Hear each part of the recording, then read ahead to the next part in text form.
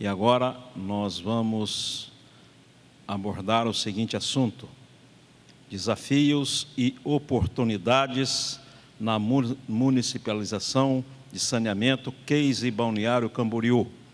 Quem vai apresentar este case é a doutora Kelly Cristina da Col, da EMASA, bacharel em Administração Pública pela Universidade do Estado de Santa Catarina, o UDESC-ESAG, especialista em controle da gestão pública municipal pela Universidade Federal de Santa Catarina, UFSC, e mestre em Planejamento Territorial e Desenvolvimento Socioambiental pela UDESC, exercendo atualmente a função diretora técnica na Empresa Municipal de Água e Saneamento de Balneário Camboriú, integrante do Conselho da Cidade, Conselho de Meio Ambiente e Comitê da Bacia Hidrográfica do Rio Camboriú. Por gentileza, doutora. Olá, então, boa tarde a todos. Só para contextualizar como que eu vou seguir a apresentação, para poder ficar melhor compreensão, eu vou apresentar um pouquinho do cenário, do contexto que levou a Política Nacional de Saneamento, a Lei Federal 11.445 de 2007, que, por sua vez, é a Lei Federal, a Política de Saneamento, que levou a discussão e a importância de alguns municípios reassumirem os serviços que anteriormente eram prestados, na sua grande parte, pelas concessionárias estaduais, né, na época do Planasa. Então, acho que é importante contextualizar um pouquinho, só para mostrar como que Balneário Camboriú decidiu, então, reassumir os serviços e em função de que contexto. Partindo daí, então, eu vou entrar diretamente na Empresa Municipal de Água e Saneamento de Balneário Camboriú, na EMASA, que é uma autarquia municipal e que hoje presta os serviços de água e esgoto. Assumiu, então, depois de o município reassumir os serviços após a saída da concessionária estadual Casan. Alguma implicação maior no avanço ou no retrocesso do saneamento em vários municípios, né? Então, nós tivemos como o primeiro marco legal o decreto 200 de 1967, que foi quando, no Brasil, o governo passou, então, a compreender o saneamento como uma política pública, né? Então, nesse momento, em 1967, que foi realmente as primeiras políticas públicas de saneamento, ainda com muito incipiente e que não tinha ainda linhas de recurso como o Planasa, que foi a outra grande política que, acredito que, em termos de Brasil, foi a que nos trouxe mais avanço, principalmente na parte de abastecimento de água, né? Então, depois do decreto de 1967, nós tivemos o Planasa, que foi o Plano Nacional de Saneamento que instituiu as concessionárias estaduais, né? Seja a Casan em Santa Catarina, a Sanepar no Paraná e assim em outros estados. Então, por meio do Planasa, o governo federal tinha algumas linhas de recurso e incentivava a expansão e a implantação de saneamento em vários municípios, né? E aí nós tivemos, então, no Planasa, um grande avanço em relação ao abastecimento de água em termos de cenário brasileiro. Porém, no que diz respeito ao esgoto, o Planasa não se mostrou eficiente, né? Então, logo em seguida, ali, já baseado mais nas novas diretrizes da Constituição Federal de 88, que trouxe outros princípios de democracia participativa, enfim, foi então criada a Lei Federal 11.445 de 2007, que é hoje o nosso marco legal vigente e que trouxe, então, vários instrumentos e mecanismos que possibilitaram diversos modelos de gestão, né? Sejam eles abrindo espaço para os consórcios intermunicipais, abrindo espaço para a delegação, que foi bem colocada aqui pelo outro palestrante, pelo Dr. Marcos, seja pela municipalização, que é o caso em Balneário Camboriú, que adotou esse modelo, e outros instrumentos também de gestão participativa, de conselhos, justamente para atender esse novo modelo de princípios democráticos da Constituição Federal. Bom, partindo daí, então, depois da política da Lei Federal 11.445, então aqui eu coloquei um pouquinho qual foi o documento base que norteou essa Lei Federal 11.445. Né? Então, quando se discutia o texto da lei dentro das comissões, antes ainda da aprovação dela, a busca era de medida de proteção à saúde pública, medida de proteção ambiental, medida de infraestrutura urbana e medida de cidadania, que aí vem ao encontro do que eu falei, em termos de medidas de cidadania, ampliar a participação, aproximar o cidadão das políticas públicas, né, seja com o controle social, seja como medidas de infraestrutura, proporcionando mecanismos que implicassem em busca de tecnologias mais eficientes para os municípios poderem efetivamente ter avanço no saneamento, né? E, enfim, outras medidas como de saúde pública e proteção ambiental que levam a todas as diretrizes da Lei Federal 11.445, seja integralidade, universalidade, eficiência, entre outros. Então, esses são os documentos, é o que baseou, e é a partir desse contexto é que se passou a discutir sobre municipalização ou sobre outras formas de gestão local, que não as concessionárias, que era um modelo predominante, né, anteriormente. Bom, aqui, então, eu coloquei um slide sobre o cenário do saneamento no Brasil. De 5.564 municípios, em termos de abastecimento de água, nós temos 99,4% de municípios atendidos com rede de abastecimento. Porém, parcialmente, ou seja, desses 99,4%, 80,9% com cobertura domiciliar. Então, ou seja, nem todos os municípios esses 99,4% dos municípios atendidos com rede de abastecimento, não significa que todos têm na sua totalidade. Nós temos, então, uma cobertura domiciliar, né, de domicílios atendidos ainda de 80,9%. Em relação ao esgotamento sanitário, de 55% de redes implantadas, também de forma parcial, ou seja, desses 55%, alguns municípios não possuem uma estação de tratamento adequada, outros não possuem totalidade de rede contemplada. E nós temos 44,5% de domicílios atendidos. Bom, o Brasil firmou, então, com a ONU, que até 2015, esses dados iam aumentar para 84,88% de cobertura domiciliar de água e 69,71% de cobertura domiciliar de esgoto, com investimentos na ordem de 268,8 bilhões. Ou seja, esses recursos oriundos, na sua grande parte, dos PACs, né? PAC 1, PAC 2, OGU, né? Enfim, e que tem toda aquela dificuldade de aprovação junto à Caixa Econômica, de capacitação dos técnicos das prefeituras para poder elaborarem projetos que atendam às normativas, né, da engenharia da Caixa Econômica, ou que atendam às normativas dos ministérios. Enfim, então, o que a gente pode concluir é a grande dificuldade que as prefeituras têm em efetivamente fazer com que esses recursos cheguem e sejam efetivamente aplicados. Né? E aí nós temos a experiência em Balneário Camboriú, que demonstra que nós temos alguns milhões aprovados no governo federal, porém, efetivamente investidos, existe todo um processo burocrático enorme, né? Seja de licenciamento, de aprovação dos projetos. Então, não é um cenário positivo, no sentido de que vamos alcançar as metas que o Brasil se propôs junto à ONU. Ainda precisa se repensar modelos ou incentivar modelos que não são mais eficientes em termos de gestão centralizada, descentralizar, modelos de consórcio para cada realidade que é necessária. Na municipalização em Balneário Camboriú, então, em 2005,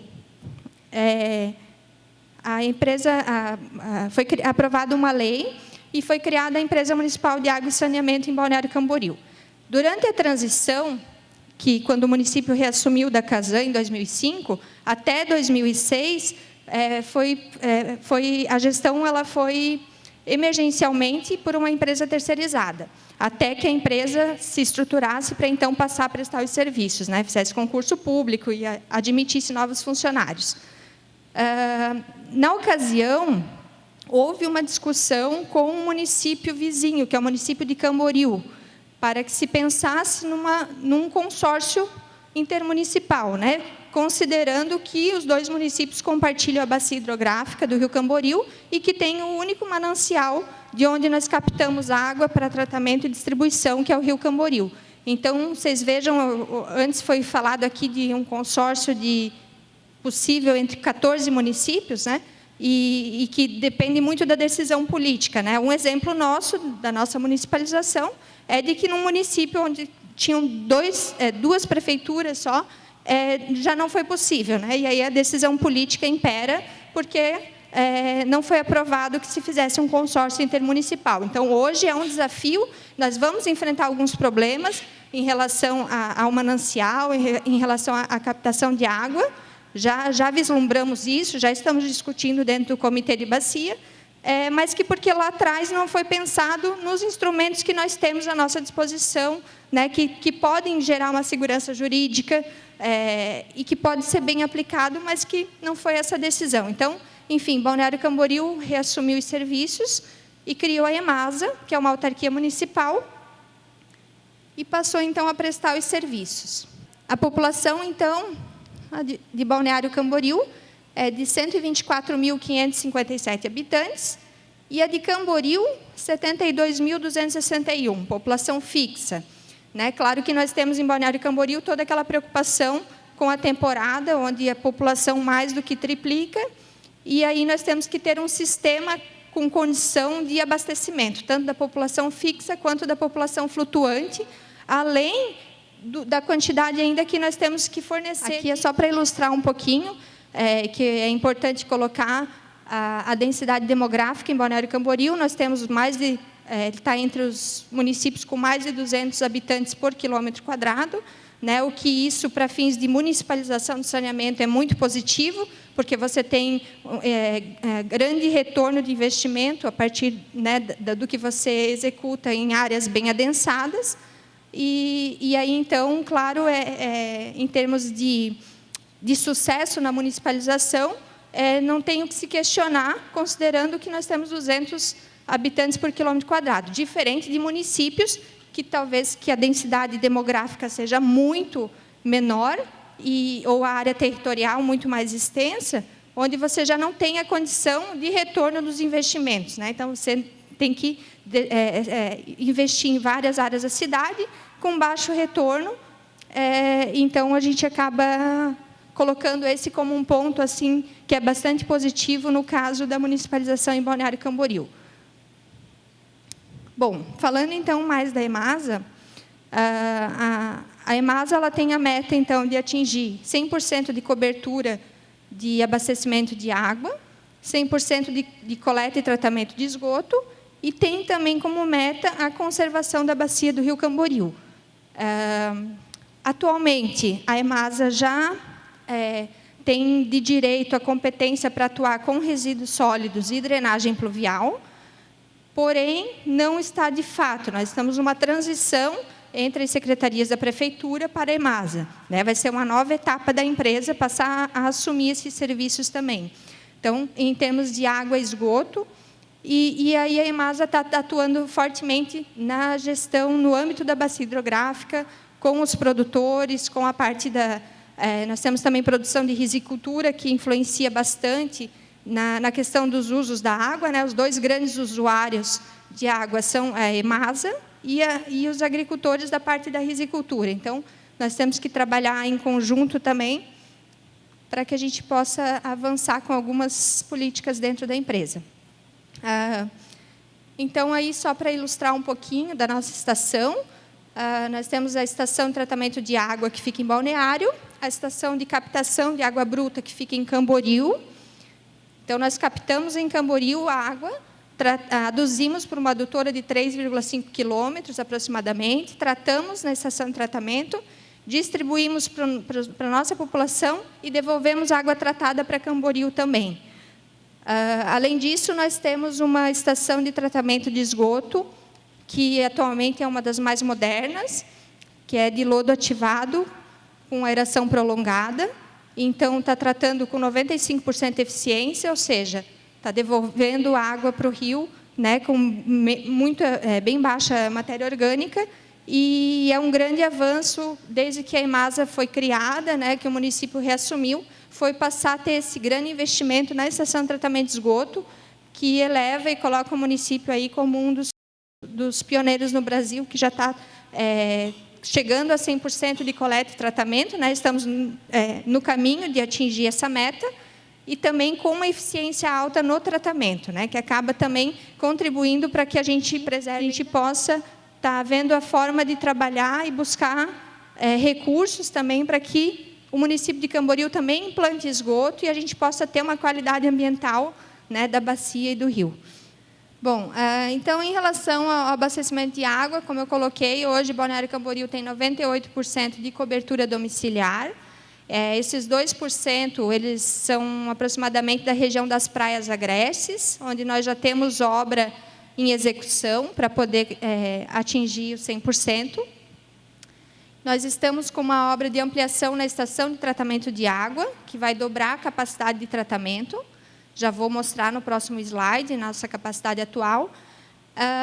E também da adutora de água bruta, uma nova adutora. Ou seja, um dos desafios também na municipalização, além da expansão do sistema em termos de água e esgoto, é também da modernização do sistema, né, que também é um grande desafio depois que você atinge toda uma estrutura do sistema implantado, você passa a ter que modernizar, né? Hoje nós temos 2 adutoras, uma de 400 milímetros e uma de 600 milímetros.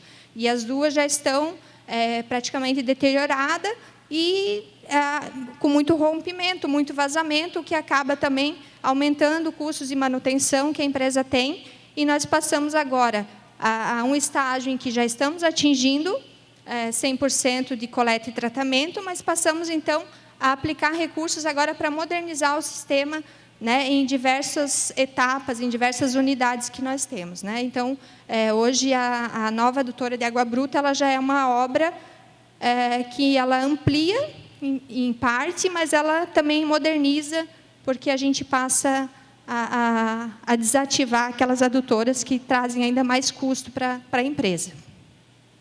Em termos de abastecimento de água, nós estamos com as obras em andamento, uma em estágio de 80% de execução, que é a ampliação da ETA, onde dobra a capacidade, e a adutora de água bruta, que são as duas principais, que vai dar a condição à empresa de atender essa população também flutuante, de uma forma mais tranquila. Agora, um dos grandes problemas que a gente vislumbra e que tem se discutido dentro da empresa, dentro do município, nos conselhos, dentro do comitê de bacia e também com o município vizinho, é a questão do manancial, né? Nós temos um único manancial, que é o Rio Camboriú. Nessa condição, nós precisamos pensar numa nova fonte de captação, né? Seja para enfrentar os tempos de estiagem, tempos de recorrência, onde a gente precise captar e o rio já não nos forneça a quantidade necessária no futuro, mas pensar em alternativas. Elas também são bastante onerosas. Nós temos hoje um projeto dentro da empresa que seria para captar água do Itajaimirim. Seria um volume enorme de investimento e que nós só utilizaríamos esse sistema num período de 10, 15 dias de pico da alta temporada, né? Então, foi repensado dentro da diretoria e do conselho que não era um investimento importante. Então, a gente passou a pensar em alternativas de conservar o nosso manancial, que é o Rio Camboriú, e de pensar alternativas de reservação de água bruta, né? E não reservação de água bruta com obras de estrutura cinza, obras civis. Nós estamos pensando em reserva de água bruta sob o aspecto ambiental, para também se articular junto com um projeto que a empresa executa junto aos produtores, que seria um parque inundável, né, que teria bem menos impacto do que uma grande obra de barragem e poderia servir para conter para reserva de água bruta e também para retenção de água nos períodos de enchente, né? Então, hoje, a alternativa do Itajaí-Mirim foi descartada.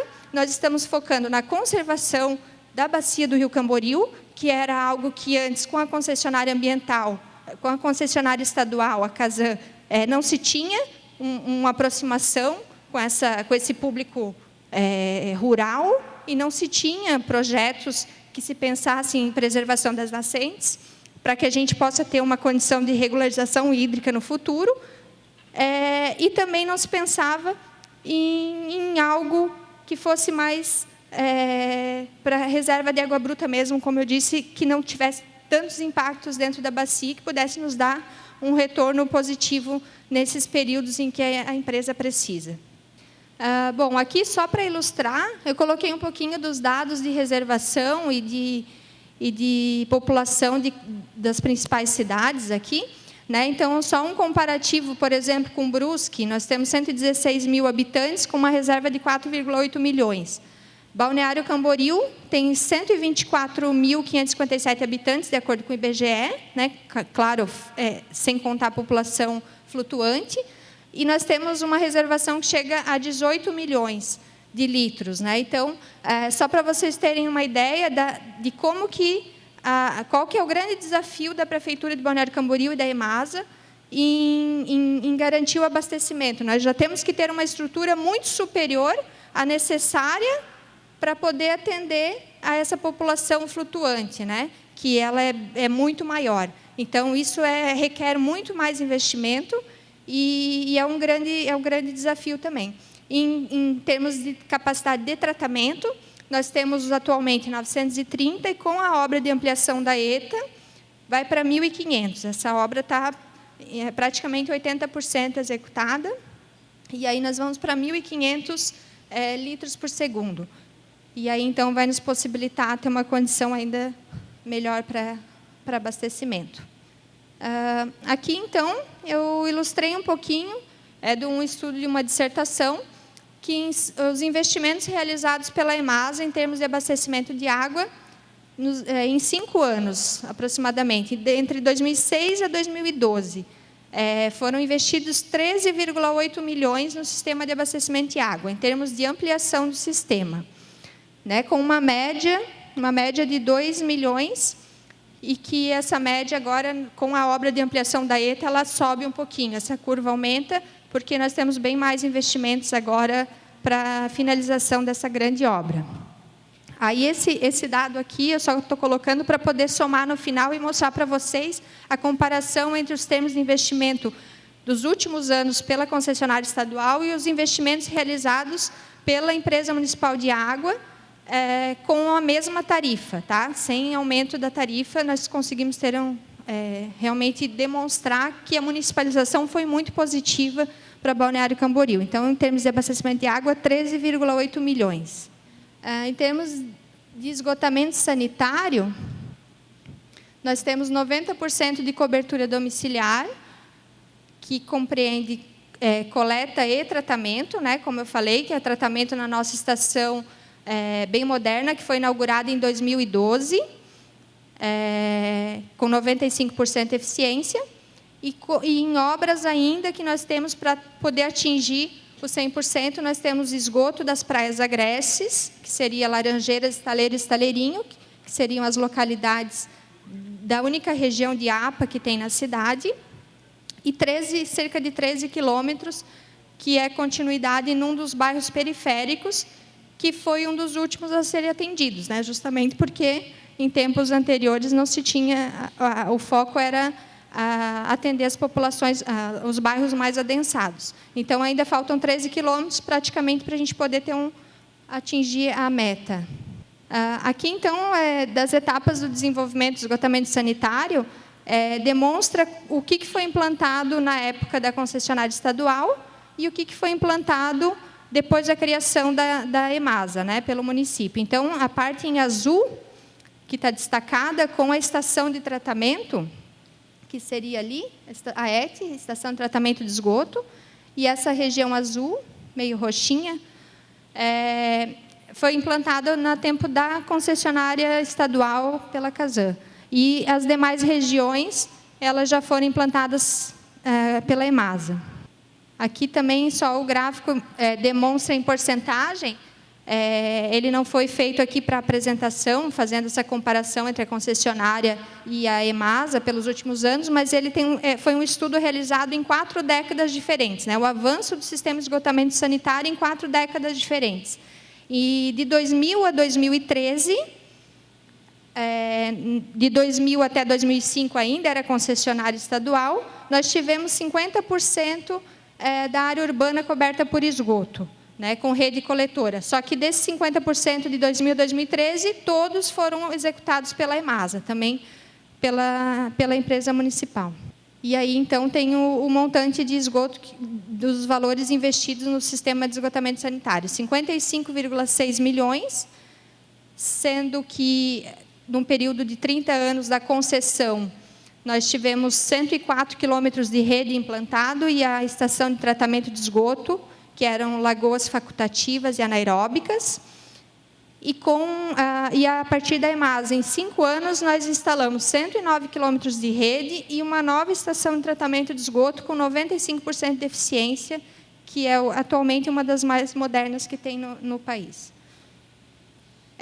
Aí, eu não fiz a soma em nenhum slide, mas em termos comparativos, o município de Balneário Camboriú decidiu municipalizar porque viu a grande demanda por um avanço no sistema de esgotamento sanitário em Balneário Camboriú, né? Seja até pela despoluição da Praia Central, que urgia por medidas que pudessem melhorar a qualidade ambiental, né? Então, o município viu que nos últimos 5 anos a concessionária não tinha praticamente nenhum investimento, né? Só para vocês terem ideia, então, em termos de saneamento, nos últimos 5 anos anterior à criação da EMASA, foram investidos cerca de 230 mil reais de investimento pela concessionária, sendo esses 230 mil não em obras de ampliação, mas como investimentos de manutenção. E a EMASA investiu em obras de expansão 70 milhões de reais. Em 5 anos, tá? Estou fazendo a comparação entre 5 anos. Então, claro, essa realidade em outros municípios que não têm uma taxa alta de densidade demográfica, não vai ter não vai ser alarmante, né? Em algumas situações ainda, talvez seja viável a concessionária estadual, através de um contrato muito bem feito, trazer benefícios para alguns municípios, né? Também não estou aqui para só defender e dizer que é 1000 maravilhas e que isso vai acontecer em outros municípios. Mas, para Balneário Camboriú, isso ficou muito evidente e acho que não tem outro município que demonstre esses dados assim, de forma tão expressiva, né? 70 milhões para 230 mil, né, em uma comparação de 5 anos, é bastante investimento, né? Eram recursos que a concessionária estadual distribuía, né, com aquelas políticas sociais, arrecadava do município de Balneário Camboriú e distribuía para outros municípios. Com o advento da Política Nacional de Saneamento, os municípios e os prefeitos passaram a ter a titularidade de saneamento como uma responsabilidade muito maior. Então, os municípios passaram a pensar, nós temos que encontrar um meio que nos garanta de atingir dentro do meu município, porque a titularidade passou a ser de forma muito clara dos municípios, com a Lei Federal de 2007. Então, né, cada município tem que buscar qual que é a melhor forma de gestão, seja em consórcio com os municípios, secretaria, né, com uma administração direta, onde possa se terceirizar, mas ter um acompanhamento direto local, ou seja, permanecer com uma concessionária estadual, mas com contratos que possibilitem ter um maior controle em relação aos investimentos que o município vai ter, porque o prefeito ele vai ter, e a cada prefeito que assume, ele vai ter responsabilidades, porque o titular de saneamento é o município, né? Não é o Estado, não é a concessionária estadual. Então, em termos de Balneário Camboriú, isso fica bem evidente. Dentro, então, da EMASA, depois que ela foi criada, com as obras de expansão, também como um dos instrumentos da Política Federal de Saneamento, é a elaboração dos planos municipais, né? Então, nós elaboramos também o Plano Municipal de Saneamento, e uma vantagem também de nós estarmos com a gestão local na empresa é ter proporcionado a aplicação de um plano de saneamento participativo, né? Então, nós envolvemos a comunidade e de forma muito mais efetiva em todos, né? E em outros momentos, alguns planos, em vez de serem municipais, seriam mais interessantes que fossem regionais, até por compartilhamento da bacia, pelos problemas comuns, ou por tratar esses problemas de forma associada. No nosso caso, nós fizemos o plano municipal em Balneário Camboriú. Existe, no caso, o município de Camboriú, que também compartilha a bacia, que também fez um plano de saneamento lá, mas ainda é possível de se conversar, porque são 2 municípios. Agora, numa bacia hidrográfica onde tem muitos municípios, e são empresas de consultoria que prestam e elaboram esses planos, nem sempre eles correspondem ao que os municípios precisam, né? Porque acaba sendo meio que um copia e cola, e não o que realmente foi diagnosticado, seja a partir da leitura comunitária nos bairros, ou a partir da leitura técnica dos técnicos das prefeituras, da empresa municipal, né, que estão realmente envolvidos com os problemas. Aí, então, nós fizemos toda uma metodologia de trabalho para desenvolvimento do plano, né, para as etapas de participação e controle social, diagnósticos setoriais integrados, envolvendo o comitê de bacia, conselhos, conselho do meio ambiente, conselho da cidade, as etapas, então, de prognósticos, onde tem objetivos e metas de curto, médio e longo prazo, e também a construção do banco de dados e informações, que essa construção do banco de dados compreende também o Sistema Municipal de Informação e o Conselho de Saneamento da cidade, né, onde dá espaço para que a população possa participar. Aí é só uma apresentação de como que ocorreu a elaboração do plano, né, em alguns bairros, com a participação, com a metodologia a partir de tarjetas, onde a comunidade pôde colocar quais os problemas que enfrenta em cada região. E aqui, então, eu passo um pouquinho, coloquei o plano de saneamento como um instrumento importante, que foi um processo dentro da EMASA levado muito a sério, para que a gente possa ter um instrumento que oriente os novos investimentos, né, e que não venha a ser um plano político, né, porque hoje existe um prefeito, daqui a 4 anos é outro, mas tem um plano hoje de saneamento que vai nortear os investimentos para longo prazo, né? Então, seja um prefeito ou outro que entre, hoje existe um plano aprovado por lei e que determina o que a empresa precisa. E é a partir disso que a gente quer trabalhar, né, desse plano, para que a gente possa ter uma empresa com mais eficiência cada vez.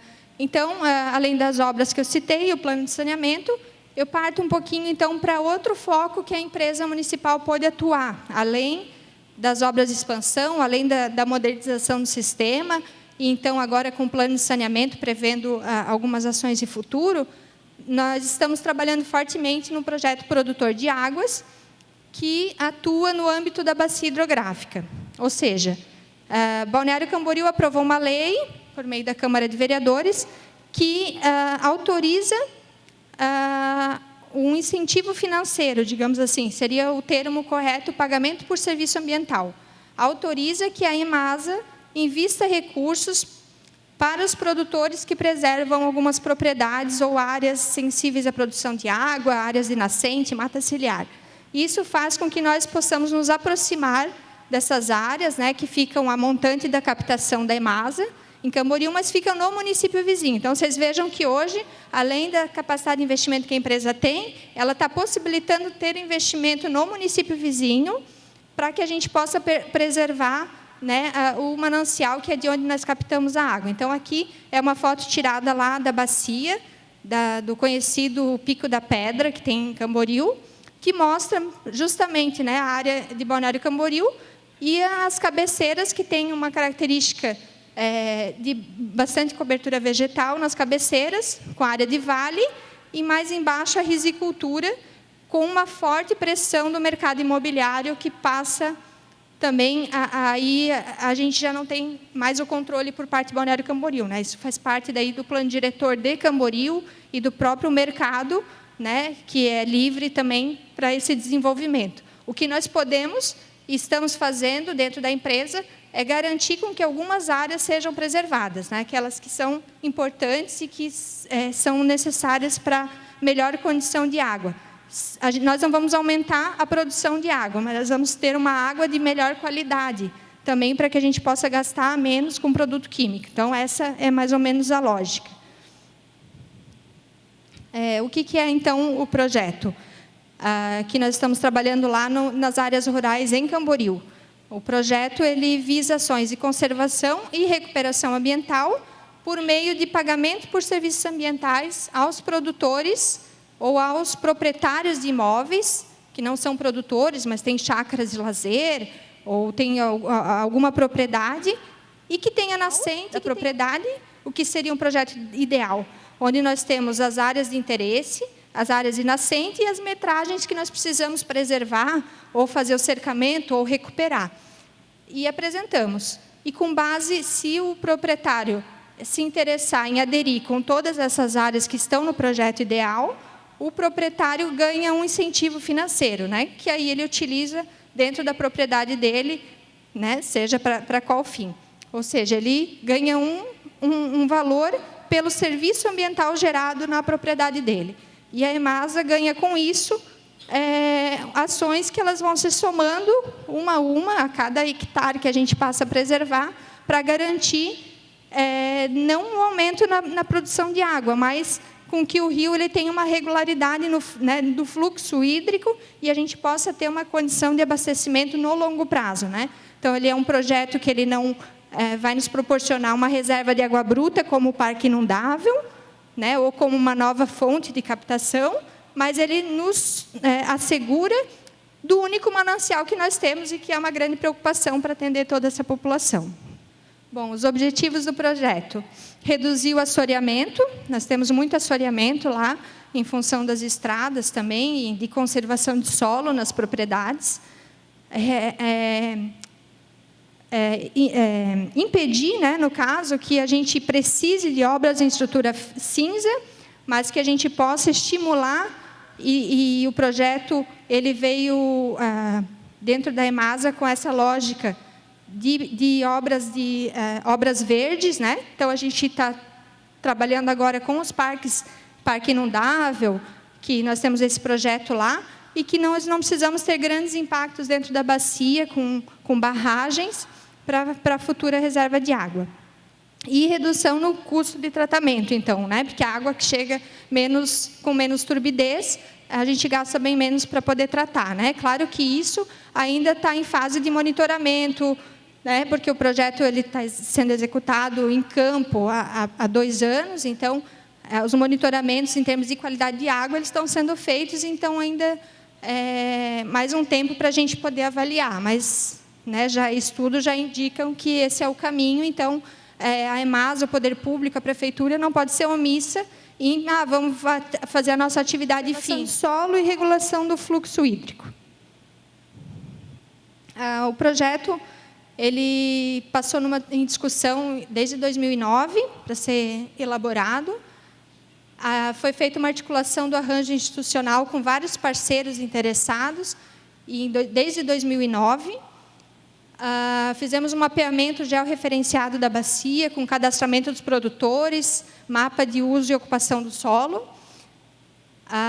Aprovamos, então, o projeto em lei, fizemos toda a regulamentação de lei, onde define os critérios de valoração, quanto cada produtor vai receber, qual é a forma, como que são priorizadas as áreas, tudo isso está definido em lei. E aí, então, conseguimos formalizar aquele acordo, que aí também se mostrou aqui que ele não é um consórcio, ele não existe um instrumento jurídico de repasse de recurso, mas ele é uma forma de gestão associada. Então, hoje o projeto, liderado pela EMASA, ele trabalha com a gestão associada, né, por meio de um acordo de cooperação técnica entre várias instituições, que eu já vou mostrar no próximo slide, e que estão à frente para poder fazer com que o projeto avance, né? Além do acordo de cooperação técnica, nós temos alguns convênios que então fazem com que o projeto venha a ter a parte de execução, outros convênios de monitoramento, que vão somando ações para a gente poder ter mais controle sobre os dados da bacia hidrográfica. E aí eu mostro para vocês também uma importante, hoje nem o Estado, por meio da SDS, que é a Secretaria de Desenvolvimento Econômico Sustentável, tem de forma clara qual é a capacidade de água outorgável do Rio Camboriú. Tá? Hoje não existem esses critérios. O Estado aguarda a elaboração do plano de bacias, que ainda não tem, que é responsabilidade do Comitê de Bacia, né, que é descentralizado desde a SDS até o comitê, para que dentro desse plano de recursos hídricos possa se definir qual que é a capacidade outorgável. Hoje a EMASA tem a outorga, capta a água do Rio Camboriú, tem uma outorga provisória, mas não se tem consenso em relação a isso, até porque não existem estudos históricos em relação à condição da bacia hidrográfica, né? E o projeto está atuando bem nesse sentido também, ele está trazendo vários estudos e somando junto com o Comitê de Bacia para que a gente possa avançar e pensar, né, na qualidade do manancial, que é o único que nós temos. Aí, então, a data do primeiro edital de chamamento dos produtores foi em 2012 e o lançamento oficial do projeto em março de 2013, já com as primeiras propriedades e os primeiros produtores que já receberam os primeiros pagamentos. Aí é só para demonstrar que, por meio do projeto, nós também conseguimos instalar algumas estações meteorológicas. Esse é um convênio que temos entre a EMASA, a Prefeitura de Camboriú e a EPAGRE, que também temos quando os serviços são prestados por um órgão, a gente conseguiu adquirir também estações. E aí, então, tem alguns estudos pelo CNPq, que são financiados pelo CNPq, junto com a EPAGRE. A Universidade de Stanford também está fazendo um estudo dentro desse sistema de monitoramento do projeto e está possibilitando nós gerarmos mais dados para poder pensar no futuro desse manancial, né, que abastece essa população. Aqui, só para demonstrar os parceiros, né, o projeto, então, foi criado pela EMASA, a Prefeitura de Balneário Camboriú, tem a Agência Nacional de Águas, a Agência Reguladora de Saneamento, a Prefeitura de Camboriú, o Comitê de Bacia Hidrográfica, o CIRAM EPAGRE, que é o órgão de monitoramento meteorológico, a The Nature Conservancy, que é uma instituição que faz toda a parte dos trabalhos de campo, e ela faz parte da Aliança Latino-Americana de Fundos de Água, com alguns recursos do BID para fins de estudos. Aqui é um exemplo, por exemplo, uma propriedade que está sendo cercada. A situação atual, então, do projeto. Atualmente, tem 11 proprietários cadastrados, 356 hectares contemplados no projeto, mas, além desses 11, nós já temos 7 em fase de contratação, de assinatura de contrato, e mais 11 em negociação, que já vão totalizar cerca de 629 hectares de área preservada.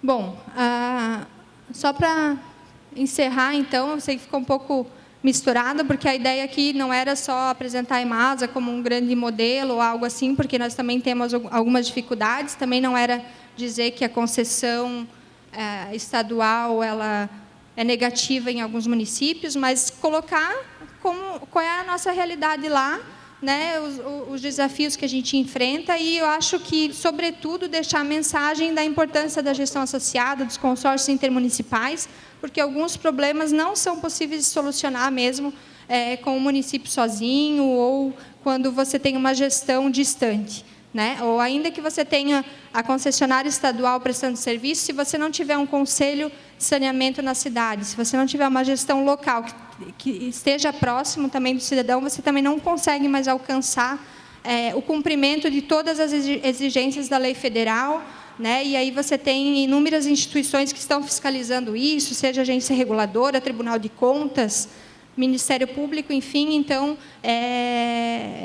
acho que é um passo muito positivo esses instrumentos que podem nos ajudar a ter uma forma de gestão, né? E a gente vê que é possível, quando você tem um arranjo bem montado, com responsabilidades bem descritas, você não tem um ganha e o outro perde, né? Ou a perda da autonomia, né? Hoje, a EMASA criou o projeto, ela poderia estar executando sozinha. Hoje, ela tem 9 instituições e que cada uma veio só reforçar, né, e fazer com que o projeto tenha uma visibilidade bastante grande. E isso pode acontecer na prestação direta do serviço de saneamento, né, e em qualquer outra situação também. E é uma pena ainda que Balneário e Camboriú não conseguiram, lá atrás, ter esse consórcio intermunicipal, né? Porque a grande discussão agora, no futuro, vai ser em relação à captação de água desse manancial, né? Nós estamos fazendo ações de recuperação, visando preservá-lo. Mas lá na frente nós vamos precisar de novas alternativas de captação de água, que são essas que estamos discutindo, seja a parque inundável ou até pensar na dessalinização, como, né, considerando que nós temos em região costeira, né, ainda há essa possibilidade. Então, para finalizar, alguns benefícios da municipalização em Balneário Camboriú: mais investimentos, expansão do sistema e modernização, priorização de áreas, atendimento às regiões periféricas, ou seja, lá no tempo da concessionária estadual, a única região que recebeu rede coletora de esgoto foi a região central, que era super adensada, né? Em detrimento, as áreas periféricas ficaram em segundo plano e acabaram sendo feitos os investimentos de 63 milhões pela EMASA, onde, então, passamos a atender essas regiões, e que não traziam mais aquele retorno de investimento como as regiões centrais, né? Porque região central você tem 80% da população, né, fixada ao longo da orla. Então, os benefícios é que nós passamos a entender a importância também de investimento, até porque a empresa já não tem mais a ótica privada, não visa lucro, né? Ela está só reinvestindo em obras para a população. E maior, então, participação e controle social e a implementação de projetos de conservação e recuperação da bacia. E aqui, então, por fim, alguns desafios para a universalização, aí em termos de cenário. Aí, em relação ao modelo de gestão, seja direta, por meio de secretaria, onde possa ocorrer a terceirização, seja indireta, por meio de autarquias municipais, seja por gestão compartilhada, consórcios intermunicipais, há que se pensar qual é o melhor modelo de região para o seu município, né? E não é um ou outro que seja melhor, é aquele que vai atender melhor a realidade do município, né? E exigir cada vez mais cumprimento e atendimento do que dispõe a lei federal. E programas eficientes para a disponibilização de recursos aos municípios com menos de 50 mil habitantes e baixa densidade demográfica. Naquele cenário, onde tem cerca de 45% de municípios atendidos com rede coletora e tratamento de esgoto no Brasil, a maior parte deles são com uma alta densidade demográfica, ou seja, todos os municípios com menos de 50 mil habitantes, menos de 50, perdão que tem um erro ali, 50 habitantes por quilômetro quadrado, com menos de 50 habitantes por quilômetro quadrado, onde tem baixa densidade demográfica, eles são os municípios que ainda urgem por necessidade de políticas e recurso e capacitação para que se possa atingir e avançar no saneamento. E aí nós precisamos de programas mais específicos, ou do governo federal, ou uma atuação em termos da região metropolitana, ou o próprio Estado, para que possa viabilizar a condição. Porque, ao meu ver, os recursos hoje disponíveis do governo federal não estão conseguindo chegar aos municípios, né? E isso é uma realidade que nós vemos hoje dentro da EMASA, e que em cada local que nós vamos, nós identificamos os mesmos problemas. Se os municípios com uma grande condição técnica já não estão conseguindo aprovar recursos, fazer com que ele chegue com mais agilidade para que se tenha a expansão, até mesmo porque tem metas do Brasil junto à ONU, junto aos objetivos do milênio, para poder atingir um avanço no saneamento, e isso não se está sendo possível, alguma coisa está errada. Então, se não houver algum tipo de política diferente, ou que tem que se pensar, e aí o município que tem a titularidade do saneamento tem que correr atrás. Se esse modelo não está eficiente, vamos buscar outro. Se consorciando, nós temos mais capacidade de busca de recurso, vamos consorciar. E aí o titular de saneamento tem a responsabilidade, e por isso eu acho que é importante trazer isso para o município, né? Repensar qual que é o modelo para que se possa ter uma melhor gestão.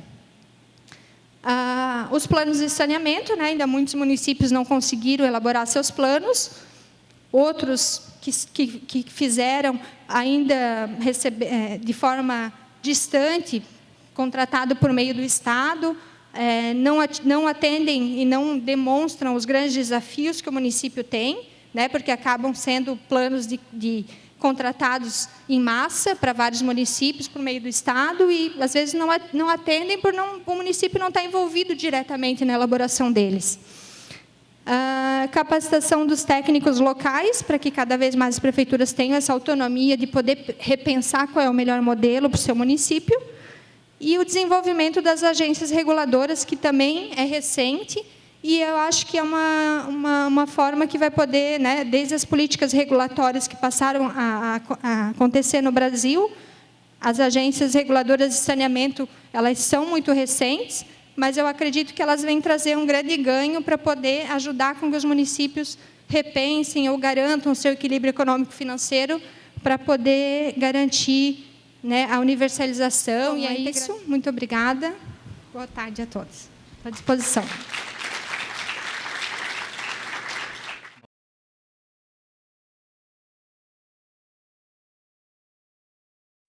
Meu nome é Jaisso, sou prefeito de Imbituba. Após a apresentação da Kelly, a gente observa, quando se trata da questão do modelo de gestão, fica muito enfatizado que o modelo de gestão direto, como é feito em Balneário Camboriú, seria o mais eficaz. Eu não discordo que seja um modelo eficaz. Só que a realidade de Balneário Camboriú, as características da cidade, é totalmente diferente de todas as cidades de Santa Catarina. Por exemplo, Balneário Camboriú hoje tem mais de 90% de sistema de água funcionando, sistema de esgoto também, a receita é muito boa, o espaço territorial de Balneário Camboriú é pequeno, então a receita é grande, com custo pequeno, sobra muito dinheiro. Eu estou falando isso porque eu sou prefeito de Imbituba, nós também, o ano passado, nós municipalizamos a água lá em Imbituba. Nós também tiramos da Casan, também concordo quando se fala que a Casan não ajudou em nada nesses últimos 30 anos os municípios de Santa Catarina, mas nós temos que ter algum cuidado quando se trata a questão do modelo de gestão de forma direta, porque, como eu falei, Balneário tem condições de investimento, os outros municípios de Santa Catarina não terão. Cito o caso de Imbituba, temos 100% da população atendida por água, nós temos 12% atendida por esgoto. Precisamos de 88% para ser atendidos ainda. Para isso, requer um investimento de aproximadamente 140 milhões de reais. Como que o município, através hoje o modelo de gestão é direto, mas como que o município vai levantar 140 milhões, o município de 42 mil habitantes, como é Imbituba, 140 milhões para fazer o investimento no restante de esgoto que falta? Então, só até para destacar, temos 3 modelos: a direta, a indireta, que é através da terceirização, e depois nós temos também a compartilhada, que às vezes é feito com a Casan, e através de consórcios. Quer dizer, a situação que se encontra hoje dos municípios de Santa Catarina, o único modelo para se buscar realmente ter um sistema de saneamento satisfatório em sua cidade é através da terceirização, a indireta. Né? Isso é só para destacar, porque às vezes a gente está aqui observando o sistema em Balneário Camboriú, se observa que é eficiente realmente, mas não é a realidade de todos os municípios. A pergunta que eu queria é só uma. Esse modelo de gestão direto é feito por todos os funcionários efetivos dessa autarquia municipal, ou a EMASA, né?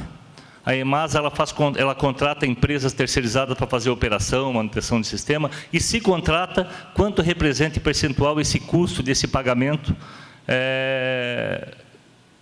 em relação à receita da EMASA ao final do mês? Em relação ao contexto, modelo de gestão, realmente é isso, né, o senhor não discordo.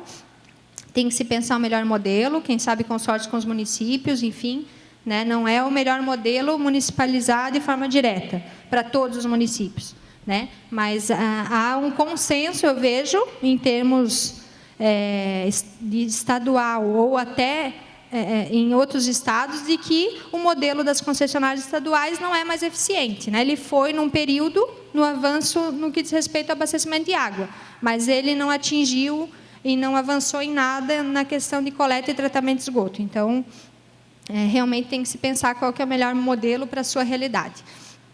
Em relação à EMASA, quando ela foi criada em 2005, ela foi criada com uma estrutura mínima de funcionários para o setor administrativo da empresa e teve a criação de poucos cargos da área técnica, né, que poderiam efetivamente realizar a parte de operação e manutenção. Só para vocês terem ideia, nós tínhamos no primeiro concurso lá realizado em 2006 pela EMASA, 9 operadores de estação, 2 engenheiros e 2 técnicos sanitaristas. E a empresa ela deu continuidade à prestação dos serviços a partir daquele contrato emergencial antes da criação da autarquia, né? Então, ela continuou com a terceirização por muito tempo, né? E por muito tempo sendo cobrada pelo Tribunal de Contas para que assumisse efetivamente o objeto fim para qual ela foi criada, né? Se a atividade fim era operar sistema de tratamento de água e esgoto, ela tinha que ter funcionários próprios. Então, no início lá, ela trabalhou com terceirização e agora, a partir de 2011, nós passamos a trabalhar com a elaboração de edital para concurso público e hoje nós estamos operando todo o sistema com funcionários efetivos, tá? Então, hoje nós já estamos com 20... Nós vamos para 37 operadores de estação, né? De 9, nós já temos hoje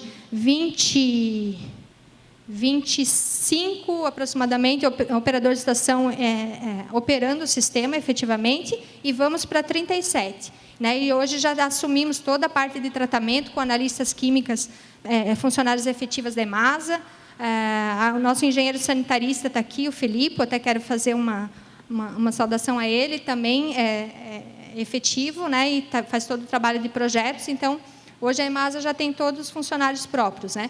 E aí, uma questão só para destacar, que realmente é uma grande preocupação das prefeituras, e eu vejo que nós enfrentamos uma grande dificuldade. Se você cria a autarquia municipal, você cria ela para uma finalidade. Portanto, você não deve terceirizar a atividade fim. É o que o Tribunal de Contas, né, o que toda a legislação está impondo. Então, para alguns municípios que não têm essa condição técnica de ter uma grande estrutura ou de ter um grande gasto com o pessoal, eu defenderia a administração direta em forma de secretaria, onde os municípios podem terceirizar por meio de contrato, né? E aí contratos específicos. E eu não acho que são negativos, né? Muito pelo contrário, acho que se ter contratos com responsabilidades bem definidas, né? Não acho que seria, mas acho que é uma grande preocupação. Alguns municípios erroneamente criam autarquias pensando em continuar terceirizando. E aí eles não têm condição mais de ter uma equipe própria, e os tribunais de conta e outras instituições de regulação e fiscalização passam a exigir que se tenha equipe própria para atividade fim. E aí é onde você tem uma empresa sem a condição e equilíbrio econômico-financeiro para poder fazer investimentos. Então, você fica com uma equipe enorme, não consegue expandir o sistema, simplesmente pela discussão entre terceirização ou não. Então, para alguns municípios ainda vale ter uma secretaria direta, se for o caso, e poder terceirizar parte do serviço, porque se tu vai para a administração indireta, que é a criação de autarquia, você criou uma empresa para atividade fim e você tem que ter uma equipe própria. Meu nome é Débora, eu sou da Águas de Joinville e eu sou fiscal. Como vocês têm funcionários, são todos próprios, desde fiscalização, operação de manutenção de redes, porque hoje a gente terceiriza isso, porque o custo é muito alto. Questão dos leituristas também, eu queria saber se vocês são todos funcionários próprios ou essa parte ainda é terceirizada. Não, a manutenção ainda é terceirizada, a manutenção. Mas a operação toda é com funcionários próprios, né? Enquanto a fiscal, atualmente a EMASA passou a assumir a fiscalização do saneamento também, né? Que há tempos atrás você tinha isso ou por secretarias do meio ambiente ou por secretarias da saúde, daquelas que recebiam recurso do tempo da FUNASA, né? Municípios que já ultrapassaram os habitantes vinculados ao FUNASA, passaram, então, a deixar de receber os recursos, que é o exemplo de Balneário Camboriú. Até quando o Balneário Camboriú recebia recursos da FUNASA pela Secretaria de Saúde, a Secretaria de Saúde era responsável pela fiscalização do saneamento. E aí, quando o município passou, deixou de receber recursos do FUNASA, então, o município passou a ficar dividido. Ora, meio ambiente fazia a fiscalização do saneamento, ora, a saúde. E, até pouco tempo atrás, ninguém sabia quem era o responsável pela fiscalização. Hoje, a EMASA também tem fiscais do concurso público da EMASA. Então, nós temos fiscais sanitaristas hoje que estão sendo treinadas para fazer todo esse trabalho de fiscalização e estamos assumindo essa parte, a exemplo do que acontece na CETESB em São Paulo também, também está utilizando esse modelo. É isso. Nós agradecemos a doutora Kelly Cristina pela apresentação, solicitando mais uma salva de palmas.